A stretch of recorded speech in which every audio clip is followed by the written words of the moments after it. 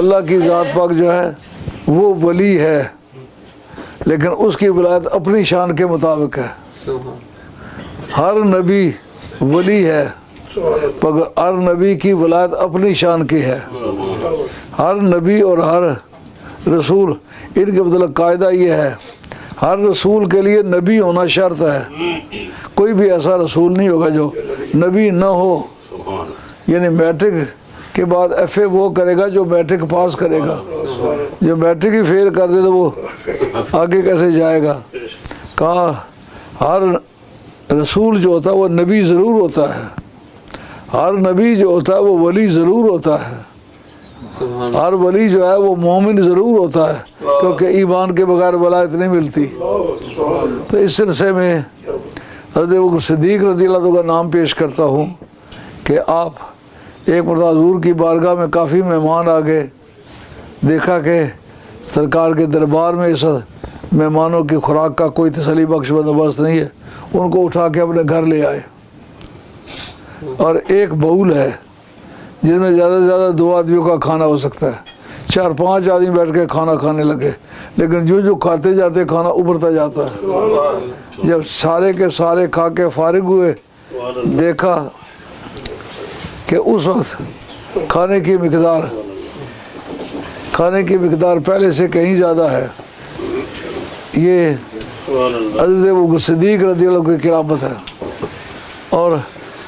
جو آپ کے وصال کا وقت آیا، اس وقت آپ نے یہ بات کہی، دوستوں نے پوچھا آپ کو دفن کہاں کیا جائے؟ انہوں نے کہا اپنی مرضی کا کوئی کام زندگی میں نہیں کیا، سرکار کا کلمہ پڑھا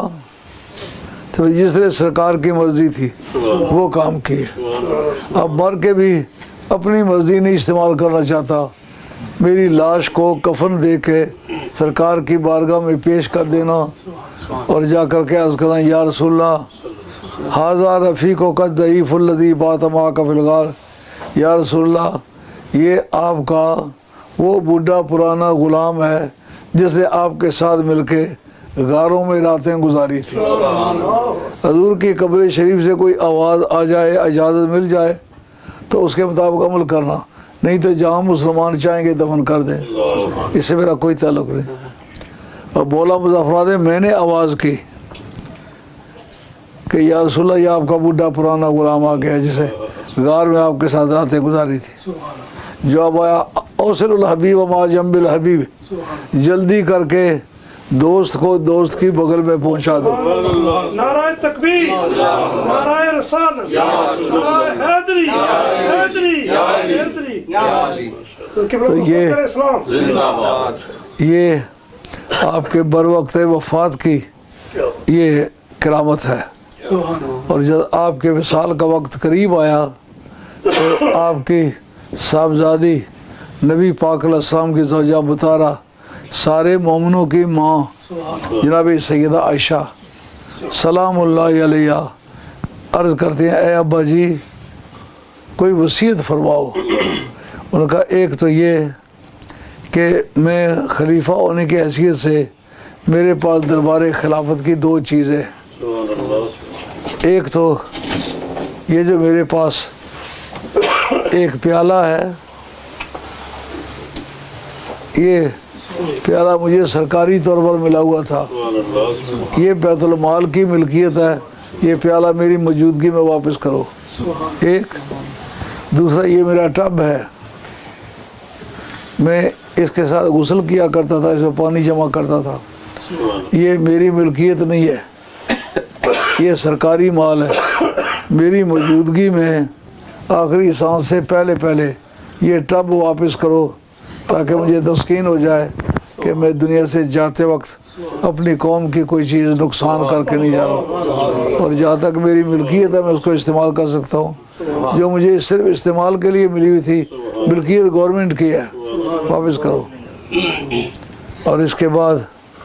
یہ میری اونٹنی، اس پر سوار ہو کر کے میں سفر کیا کرتا تھا، فیصلے کرنے کے لیے جاتا تھا، اب میں فیصلے کے لیے نہیں جا سکتا ہوں، اب میں زندگی کے آخری لمحوں میں ہوں،